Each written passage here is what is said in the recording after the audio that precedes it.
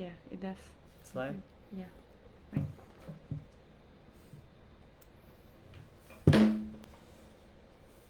Hi everyone. We're going to do a little talk today on the subject of ayahuasca.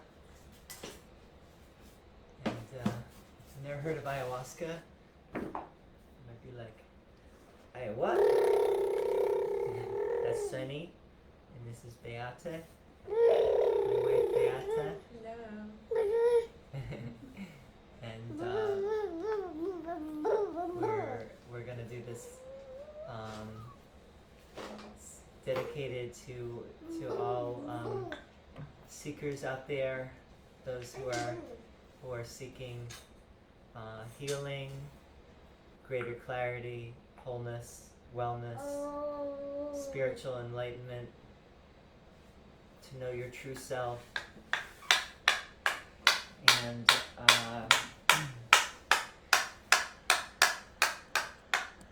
there are many ways for that to happen. Ayahuasca is just one way, and you could say the medicine path is one way to do it. Ayahuasca is a whole path in itself. There are people that do it thousands and thousands of times in their lifetimes, specifically shamans. I myself have done it. I've done it well over 100 times in the last 15 years, and I putting this out there today to present a little bit of what I've learned on the journey, and hopefully it will be helpful to some of you. Our organization is called Truly Helpful, and part of that is being truly helpful means that you are present, and you do what you feel called to do in the moment, and you just do that to the best of your ability. So we felt called today to do a little presentation on ayahuasca, and this is also dedicated to Beata's mother, who is in the hospital right now, and we'd like to dedicate it also to all of you out there who are in need of healing, or if you have a family member in need of healing.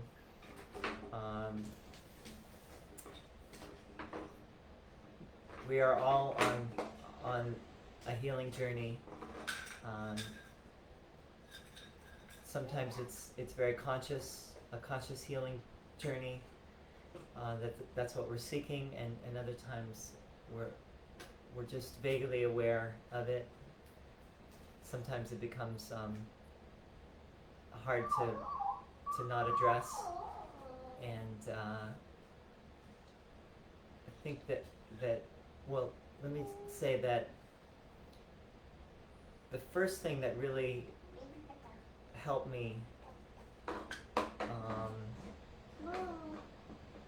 one of the first things was yoga, and I got into yoga about 25 years ago, and I saw it as what I had been looking for all my life, and it somehow, it was very deep, and it just was like a homecoming to something that I knew had to be out there, but I didn't know where it was. Ayahuasca also was like that for me, and ayahuasca was, it brought me into a blissful, you could say, pure love vibration that I had been looking for, that I couldn't always access in my everyday life. And most of us usually can't, because we're so caught up um, with our mundane activities and thought patterns, and it's just hard to slow down, and it's hard to just sit and be present and be and just remember that everything, all is well, and that there is a cosmic order to the universe. There is some kind of thing that's keeping this all running and humming, and usually we just need to get out of the way ourselves and remember that and just remember the perfection of everything. And I realize that what I just said, on some level it does resonate with us, and on another level we oftentimes feel like, no, things are not perfect. There's a lot of horrible things happening. There's a lot of misery and suffering and unnecessary suffering and all the horrors of the world. And right now, obviously, we have this pandemic, and we have there's talk about elite conspiracies or conspirators that are plotting our subservience and enslavement of humanity, and so in other words, there's a part of us that does not accept the idea of perfection, that everything is perfect and all is well. In fact, we're very resistant to that idea. I'm not saying it's true or not true. I'm just saying that with ayahuasca, many people feel a feeling of happiness and joy that they generally cannot access otherwise. And not that ayahuasca always does that for you. Sometimes it takes you down the rabbit hole into some very dark places. But generally, at the end of it, you feel better. You may go through a very difficult journey with ayahuasca, but at the end, you feel good. I mean, you might feel very good. And that sense of joy stays with you. Now, I have no agenda. I don't care if anyone does ayahuasca, and in fact, I would say that you don't need ayahuasca. And part of what I'm saying here is that ayahuasca is just one of many possible paths, and there's the path without ayahuasca too, and that's the path of just seeking love and opening to love and letting go of your fear. And that's, to me, what ayahuasca really, that's the ultimate message of ayahuasca as well, is that yes, you have fear. We all have fear. We have so many fears, and we don't even realize the extent to which we are in the throes of our fear, and with the fear includes everything else: suffering, misery, despair, depression, anguish, anxiety, all the things that plague humanity, which you could say is also ego, our ego. That's all. I kind of lost my train of thought right there.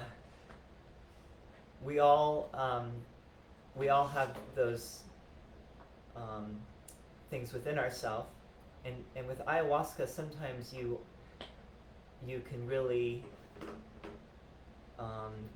look those things. You can see those things more clearly, and I would say that ayahuasca can help you see your mother wound, meaning the place that needs addressing the most.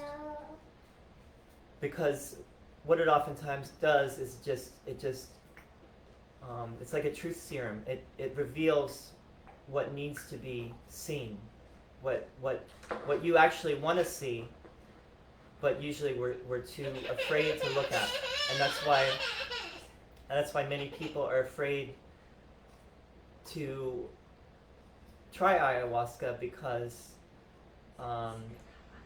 they know that they're going to have to confront something that will be difficult to look at. And it's usually confronting our fear. Sometimes our deepest fears, our deepest wounds, our deepest traumas that we have to look at. And the only way to heal those things is to look at them.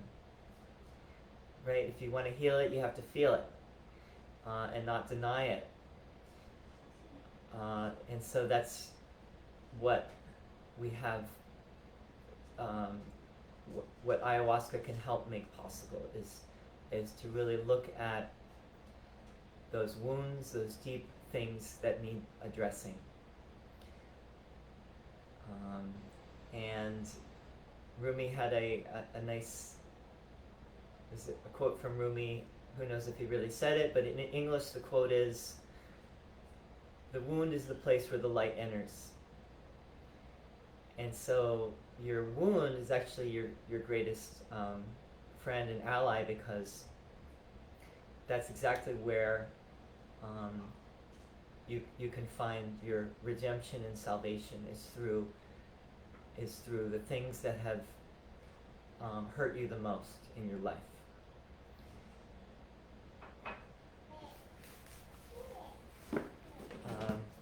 I want to mention now. You know where I was going with that is that I have no interest in whether anyone does ayahuasca or not. I'm not on any kind of global mission. Ayahuasca is on its own global mission. It's all over the world now. It's a worldwide, global phenomenon, probably in every country by this point, and people are growing it in their backyards and making it at home, and it's pretty much unstoppable. It looks like. So it's not. I'm actually saying you don't need ayahuasca. I would really say that that's the ultimate, and I would say that ayahuasca would ultimately say that you don't need me. Don't get attached to me. I'm just another attachment.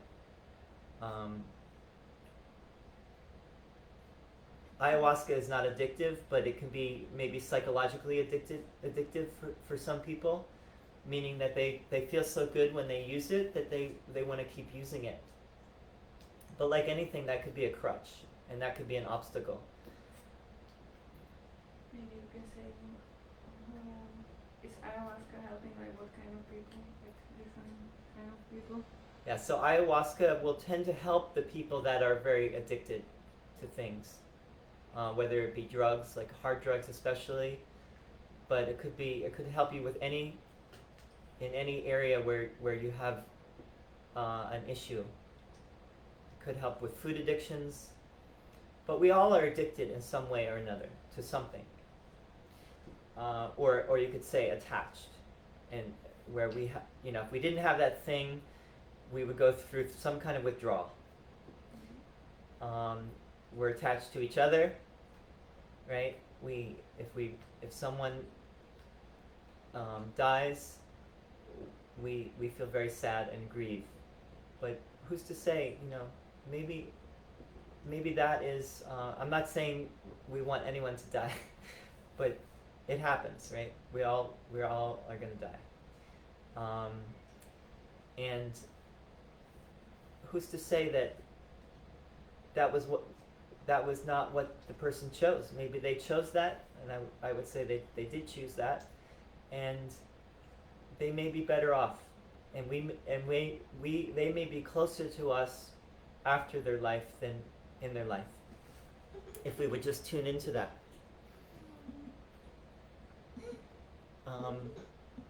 So ayahuasca can help with heavy addictions and with lighter addictions as well. Can show you what your addictions are. If you weren't, you might kind of be in denial about that, and then you may see, oh man, this is a little problematic. I didn't realize that this is maybe not such. Maybe you're addicted to sugar like me, and then it would show you that it might not be such a good idea to eat as much sugar as you do. And then you may change that, or maybe you don't change it, but at least you're a little bit more aware and a little bit more conscious. And I think that's really what it comes down to, is that you start to become a more conscious and conscientious person, which is invaluable, and which I would say that we all are seeking to be. We all want to be a more thoughtful, caring, and helpful to society individual, if we only knew how. And sometimes we think we're helping, but we're really not. And ayahuasca, again, being like a truth serum, can show you where you're a little bit off, and where you're going astray.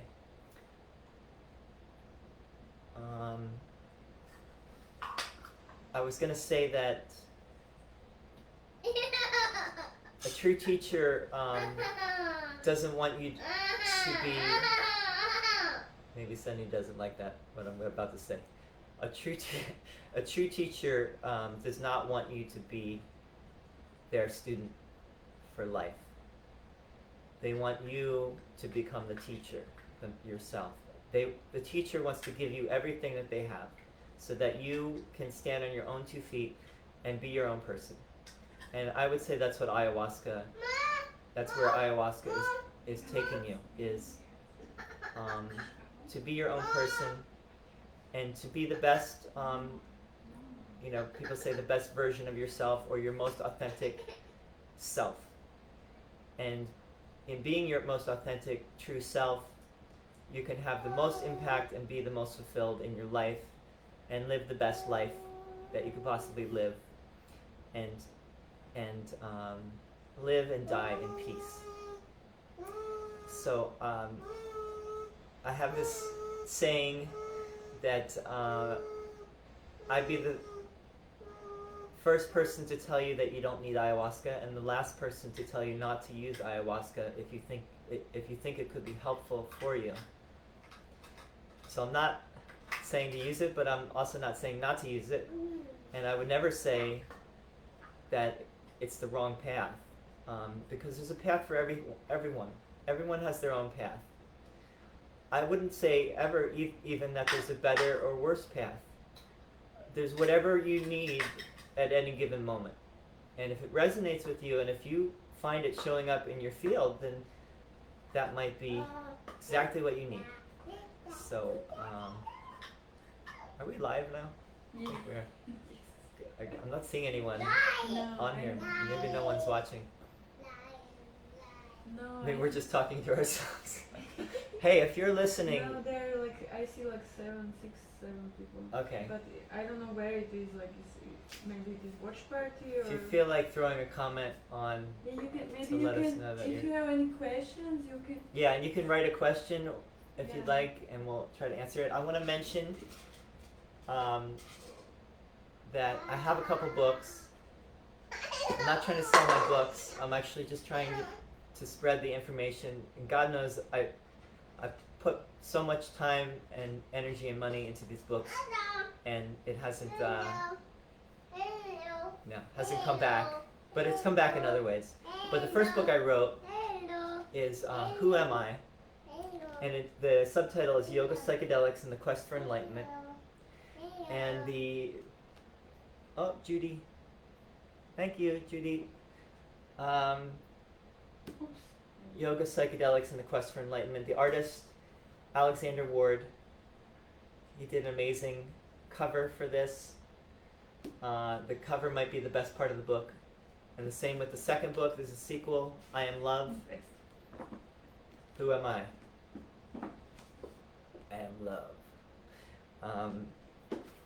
So the first book is not giving you any answers. It's only asking the questions, and it's really looking at the different sides of this, you could say, this great debate over psychedelics and spirituality. On the one side, you have the people who say psychedelics are not the way. There's nothing really spiritual about them, and they're a dead end, or at least they're not gonna. They might show you something, and it might be helpful, but ultimately, psychedelics are not the way. And then on the other side, you have the people who say, good luck without psychedelics in this world, because it's so difficult for most of us to access these deeper spaces of consciousness or other realms of awareness without psychedelics. There's a great new documentary, by the way, on psychedelics on Netflix. I forget the name, but it's about Have a Good Trip. I forget the name of it, but it's a really funny documentary. Yeah, it's really good. It's amazing. Worth watching. Another good one is Neurons to Nirvana. Is a very good documentary. There's so many documentaries, and also specific ayahuasca documentaries out there. I can't think of one in particular that I would recommend right now, but this book, just to go back to the debate. So the book basically presents the debate, and it presents it from my perspective as a guy that grew up in the 70s and got the just say no message, and I was completely against drugs and did not want to have anything to do with alcohol or drugs, didn't smoke pot, maybe tried it a few times, but that was it, and I inhaled but nothing happened, and and then so I was the least likely candidate for using ayahuasca, and somehow it happened, and it was just what I needed, and I was actually, when I was in my 30s, I was more ready for it, and I would say I got much more out of it because I was more mature, and I did it in a sacred way versus just a recreational way. So that was this book, is like looking at psychedelics and society, and especially psychedelics and spirituality from the 60s essentially until now, and especially as it relates to yoga. And I also looked at the possibility that yoga practice can be used together, or can complement the psychedelic journey, because what you learn with yoga is you learn to be still, keep your body still, and be present, and be the witness, and watch without giving energy to, like, getting into your fear. If things come up, you can move through it. You have the strength, you have the endurance, you have the all these things that are helpful for the psychedelic journey. That was this book. And then the second book, the Who Am I book, this one, also a brilliant cover by Alexander Ward, is more specifically about ayahuasca, and specifically about non-duality. And in yoga, in Sanskrit, the term is Advaita. Advaita means non-duality. And I was looking at it specifically in light of both Advaita Vedanta, which is the non-dual tradition of Vedanta, which is considered to be the highest philosophy of India by many, and also in light of another, what some consider to be a non-dual, both a dual and a non-dual teaching, which is A Course in Miracles, which is like anything, some people like it, some people don't, and same with ayahuasca. But this book is trying to show how ayahuasca, and maybe psychedelics in general, I think psychedelics in general can take you into this non-dual space of consciousness in which you merge with, let's say, the ego drops and you are in a pure space of love and presence. And that's possible. Connection with everyone. And connection, right. You feel connected to everyone. There's no fear. There's only joy, peace, love, happiness, all the things that we're seeking. That can happen for those who are looking for that. And I was looking for that, and this, the I Am Love book is really an account of encountering that through the exploration of these different modalities: yoga, ayahuasca, and A Course in Miracles. And it brought me, I feel the whole journey brought me to where I am now, which is with my beautiful family right here. Beata and this beautiful angelic Sunny, who's the cutest, sweetest baby. Nani, he says Nani, he's Nani. He's the cutest, sweetest baby you could ever meet. Nani. He's Nani. He wants you to know that his name is Nani, not Sunny. Nani. Nani. Nani. Nani. And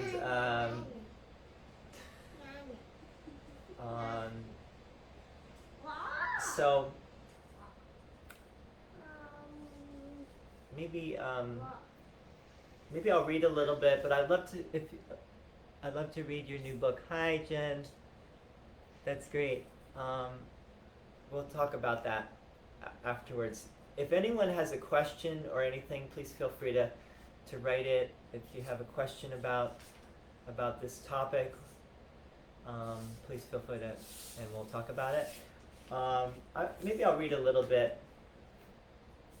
I'm going to read questions that people have about ayahuasca. What is ayahuasca? Okay, here's a question. I'm going to read the questions, and then I'll either read or talk about the answers. Okay, first question is, what is ayahuasca? Where did it come from? How old is it? What is its purpose? That's one question. Next question, what are some of the common things people experience when using ayahuasca? Next question, why do people who use ayahuasca generally prefer to call it a plant medicine as opposed to a drug? What's the distinction? It's a good question. A lot of people call it a drug. The people that use it like to call it either a plant medicine or a plant teacher. And I think that's closer to the truth of it. But everything is up to you, really. What anything is depends on what you're ready to see and what you're, where your consciousness is going. If you want to see the glass half empty, it will be. And if you want to see it half full, it will be. Or yeah, it will be. If you want to see ayahuasca as a beautiful teacher that can really help you, guide you, and give you insight, which is already within you. It's not outside of yourself, but it's already there inside of yourself. Then that's what it will show you. And if you have doubts about ayahuasca, and if you think that there's something demonic about it or something you know, it's part of some kind of conspiracy to delude people or something like that, then you might see that. And that'll just reinforce what you already believe. That's the problem with all of this stuff, is that we come in with preconceptions and prejudices, and we just reinforce what we already believe. And I would say that something like ayahuasca can help you to recognize that every belief is limiting and that everything is open to question. Everything in this world is open to question. You can question and debate anything, and there would be two equally valid viewpoints, at least two valid viewpoints, probably a lot more. And they might both sound very convincing. So it's really up to you. What do you want is the question, and whatever you want is what you're going to get. And there's a great line from A Course in Miracles, which Beata and I both really like, which is, when you want only love, you will see only love. Something like that. I forget the exact quote, but that's essentially it. When you want only love, you will experience only love. And you will see everywhere. You will see love everywhere. And if you everything.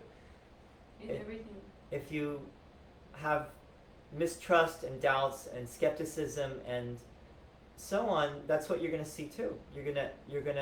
It's just going to be reinforced, because that's what you're looking for. You kind of have this secret agenda yourself that you're not even aware of, that you kind of want to see it that way, and so you're going to see it that way. Okay. Also, some who work with ayahuasca also refer to as a plant teacher. What does this mean? How can a plant be a teacher? The teacher really is within yourself. Ayahuasca is only helping you to see what is already within yourself. So it's really your own inner teacher that you're coming in connection with. Why is ayahuasca spoken of as a visionary medicine? What's the difference between visions and hallucinations? It's a great question. I don't really have a great answer to that question. But what A Course in Miracles says, it uses the word hallucination to describe everything that we're experiencing in this world. We think it's all very real, and if someone comes and says, no, it actually is this grand cosmic illusion that it's the greatest scam in the world. It's the greatest conspiracy. It's the ego conspiracy that we've all been taken in by. We will heavily resist that idea. Most people, if you say the world is an illusion or an hallucination, they will not take that very well. Or they might intellectually say, yeah, I can see that. And physics is kind of telling us that, more and more, that what appears to be very real is really made up. And that's not something that we could debate about. I mean, we can debate about it, but it's, if you want to know what the truth is, you have to go on that journey and see for yourself. No one can tell you. I will say that most of the time, everything feels very real to me, and this world feels very real. And there are just those moments where you're like, you rest in that state of awareness which is beyond the world and beyond your body, and then you say, wow, this is real. The other stuff is not real. Everything else is not real, but this is real.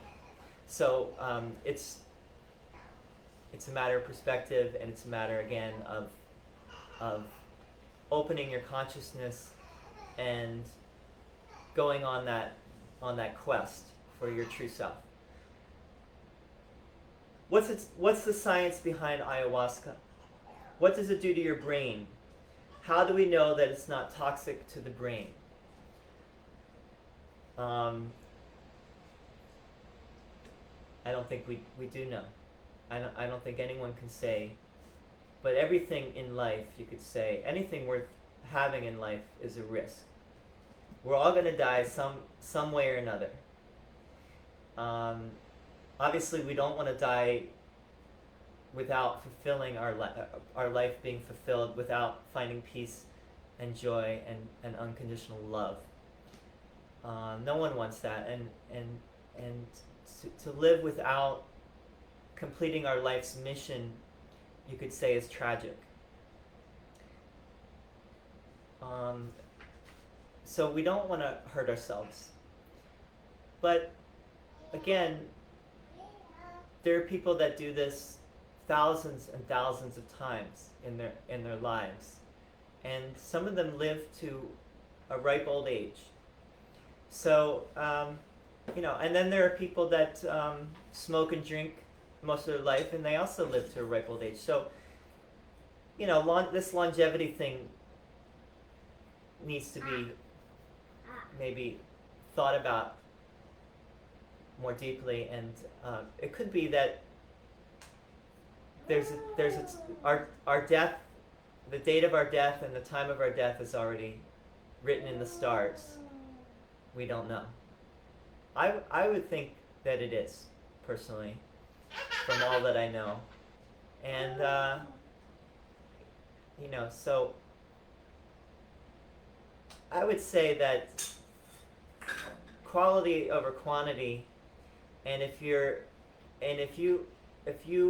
say have the night of your life with some psychedelic, and it shifts everything for you, and you find the answer that you're looking for, then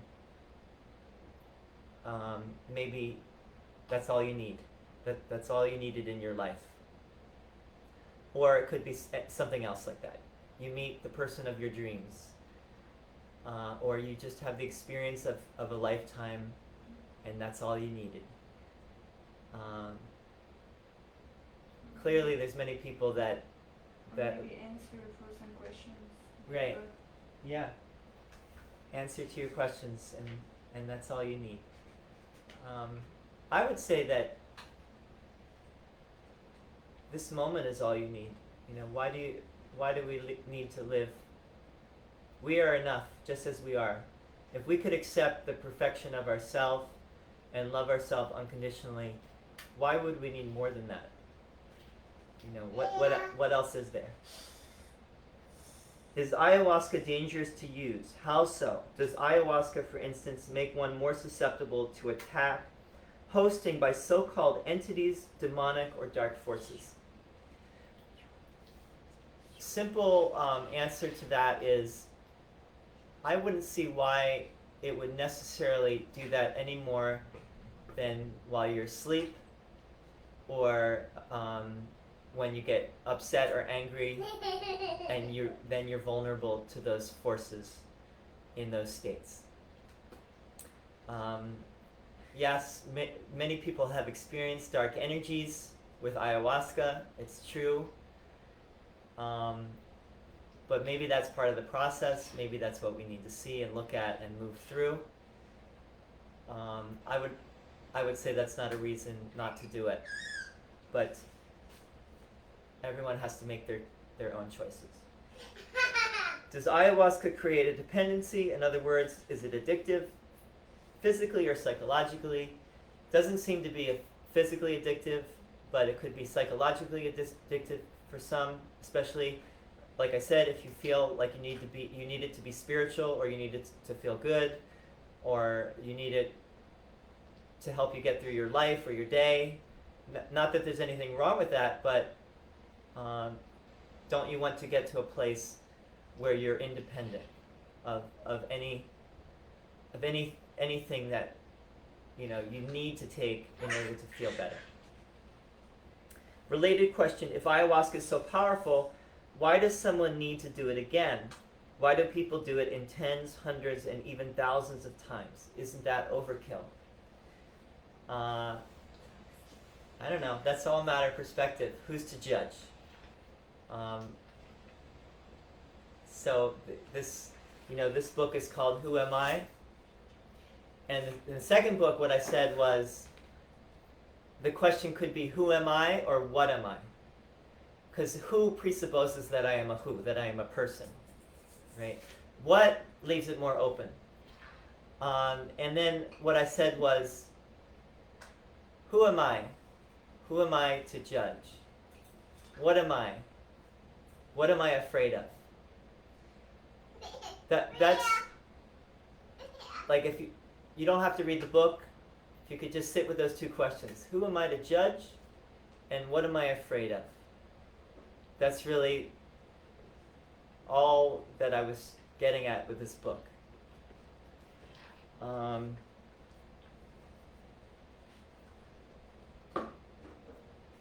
Does one need a shaman or facilitator to oversee one's ayahuasca journey? Is it dangerous to do it on one's own? It's a great question. Common wisdom is that you need, generally, especially at the beginning, you need someone to guide you, because it can be a very, very scary journey. And it's good to have at least a friend or a sitter, someone close by who can help you if you go through a difficult moment. So yes, but there are many people that do these things on their own. First time I ever did it was on my own, pretty much. I did have someone with me who was helpful, and a friend that I was able to call, but it really freaked me out the first time. So I would say yes. It would be good to have someone. Who would ayahuasca be most helpful for? I would say anyone who is not happy with their life, or is going through a difficult moment in time where they really feel despair, depression, suffering, maybe a heavy addiction. But it's actually, it might be better when you're in maybe you've been in that place, but you're getting out of it, and then ayahuasca might be helpful, because you don't necessarily want to do it when you're really feeling horrible, because the medicine might just really take you even deeper. But not always. I don't want to. You can't have expectations with ayahuasca. It could actually be exactly what you need to help you in that moment. So I don't want to say one way or another. Maybe someone out there could offer a suggestion. But in general, you want to be in a pretty good space when you go into a ceremony or a session with it. Who should not use ayahuasca? Generally, if you're on certain medications like antidepressants, you don't want to use ayahuasca. If you have a history of psychological issues, or maybe in your family, it might not be the wisest idea. That's something that you really need to look into, and you need to, if you want to try ayahuasca, you would want to talk to someone who really has a lot of experience and a lot of knowledge in that regard.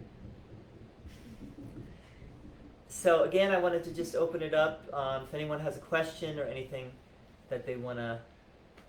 Maybe they can play some music till they think about questions. Yeah, you can think about your questions. We'll do some music right now. This music is... Where's the guitar? I had it. Let's see.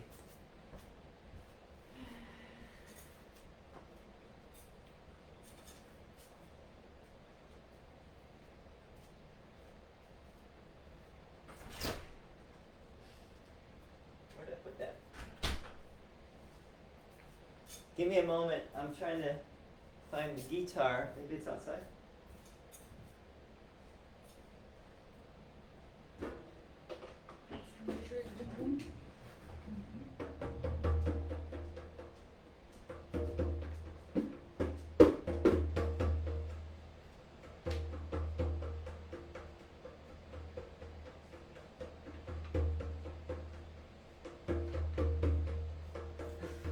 It's weird.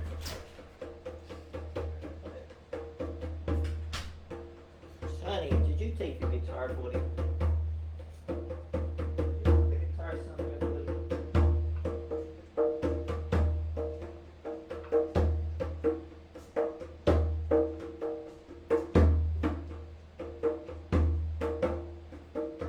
Maybe I'm not supposed to play the guitar.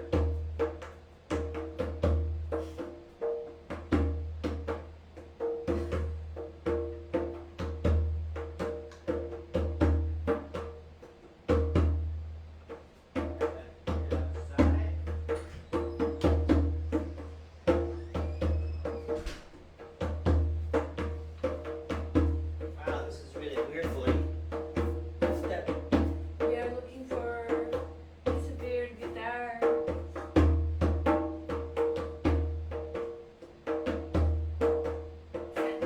Guitarra. Guitarra.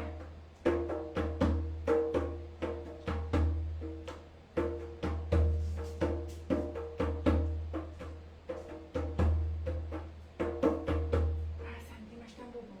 Não vai ser bobão. Não é bobão. Oh, maybe I left it in the car. Hold on. I left it in the car.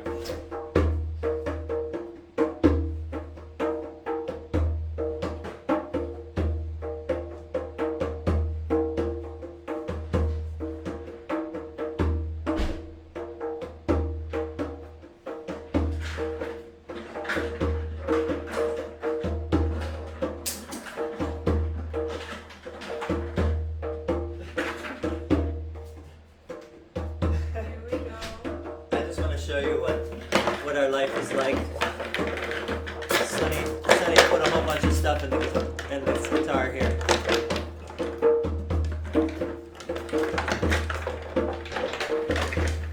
Those of you who are gonna have babies, get ready for this. Our life is messy, chaos, but it's colorful. we wouldn't have it any other way. Sonny is the cutest guy ever. He can do anything he wants as far as we're concerned. But enough is wonderful. Maybe he'll play some music with us right now. Sonny, you want to play some music with us, buddy?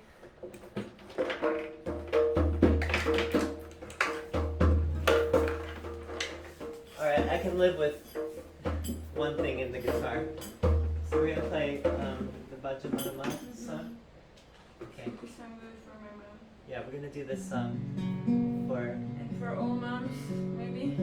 my mom too, who passed about a month ago. And for my mom, who I wish you all pray for her so she heals soon.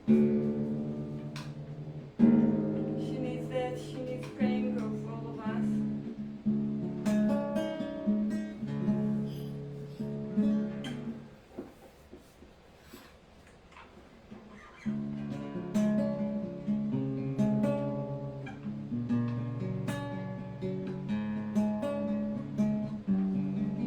Here, sing it. Do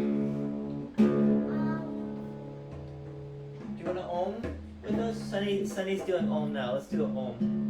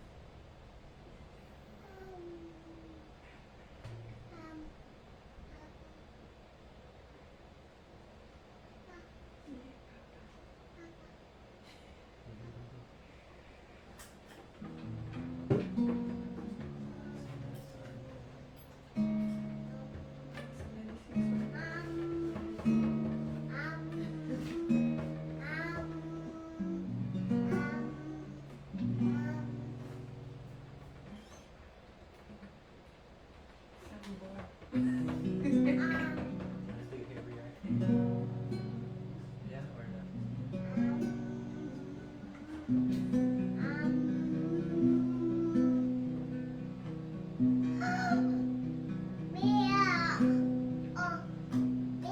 do a song that we wrote. We wrote together. We're gonna record this song soon. Hopefully, it's the plan.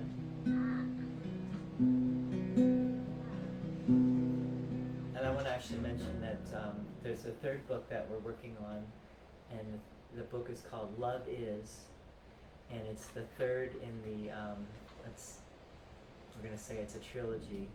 There's Who Am I Am Love, and Love Is, and it's the third book. And the CD might also the CD also might be called Love Is. We'll see when we get there.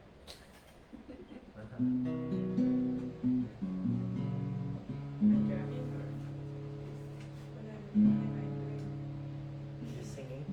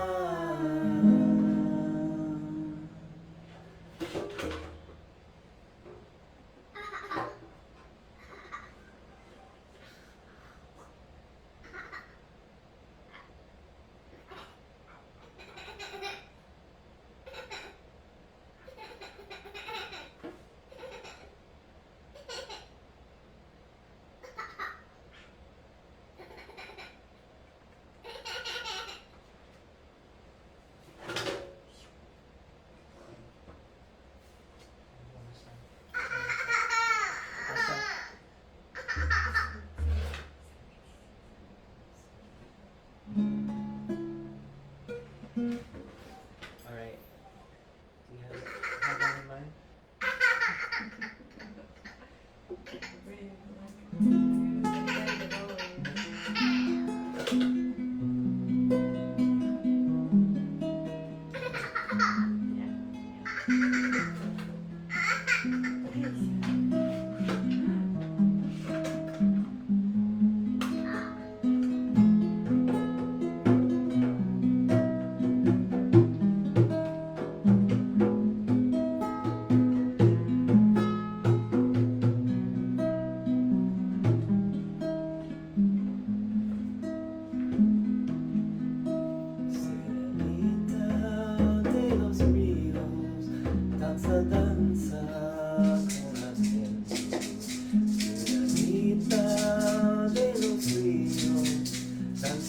use the breath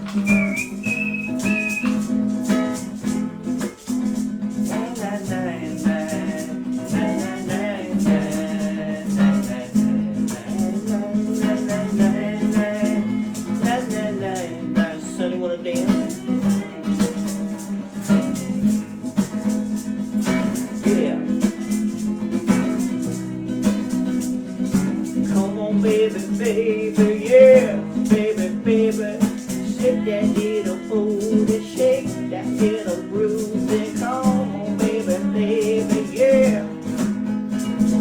Come on, let's see it, yeah. Baby, baby, oh, oh, oh, oh, oh, oh.